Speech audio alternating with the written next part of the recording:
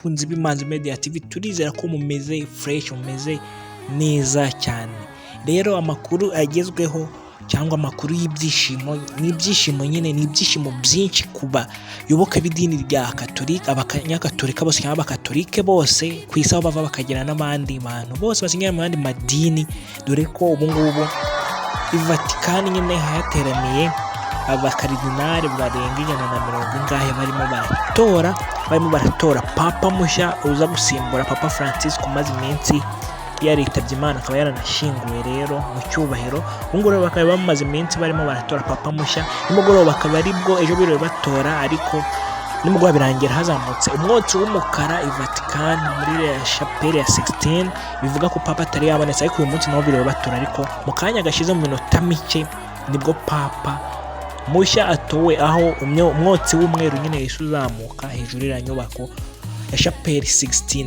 Rero uyu mupapa mushya utowe ni Cardinal Robert Prevost, akaba ari umunyamerika wa mbere utorewe kuba papa mu mateka ya Kiliziya Gatolika cyangwa mu mateka y'isi. Rero uyu Cardinal Robert Prevost wabaye papa azaba yitwa, izina ry'ubupapa nyine azaba yitwa Papa Leo wa 14. Yes, rero uyu papa icyo mwamumenyaho nyine ni iki? Yes, ni papa wa mbere nyine uturutse muri Leta Zunze Ubumwe za Amerika nk'uko twabivuze. Yes, akaba ari uyu Robert Prevost wo muri Leta Zunze Ubumwe za Amerika, akaba ari nyine ariwe papa wa mbere mu mateka, akaba nyine azitwa Papa Leo wa 14. Yes, bibije nyuma yuko umwotsi w'umweru uzamutse muri chapelle 16. Yes, aho iyo umwotsi w'umweru uzamutse nyine hari mu bamenyere ibintu bya Kiliziya Gatolika mu gutora abapapa, uyu mwotsi w'umweru uzamutse biba bitanga ikimenyetso ko abakaridinari bamaze gutora umupapa mushya nyine. Ibi bikaba bibaye nyuma y'umunsi wa mbere byanze, uyu munsi wa kabiri nyine ya myotsi y'umweru ikaba izamutse, bagahita bikaba bigaragaje ko nyine bamaze gutora papa mushya, uyu Papa Leo wa 14 w'umunyamerika wari usanzwe witwa Cardinal Robert Prevost wo muri Leta Zunze Ubumwe za Amerika nk'ubisanzwe nyine. Yes, uyu munsi rero nyine akaba abonetse.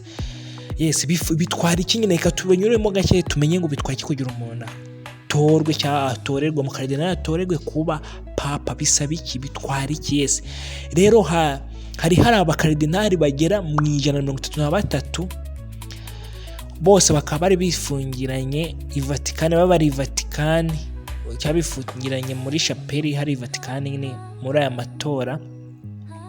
Rero bikaba bisaba kugira ngo 2/3 nyine bibe byagira ute, nibyo biba bikenewe kugira ngo batore umupapa wundi uri bukurikireho. Rero icyo wamenya kuri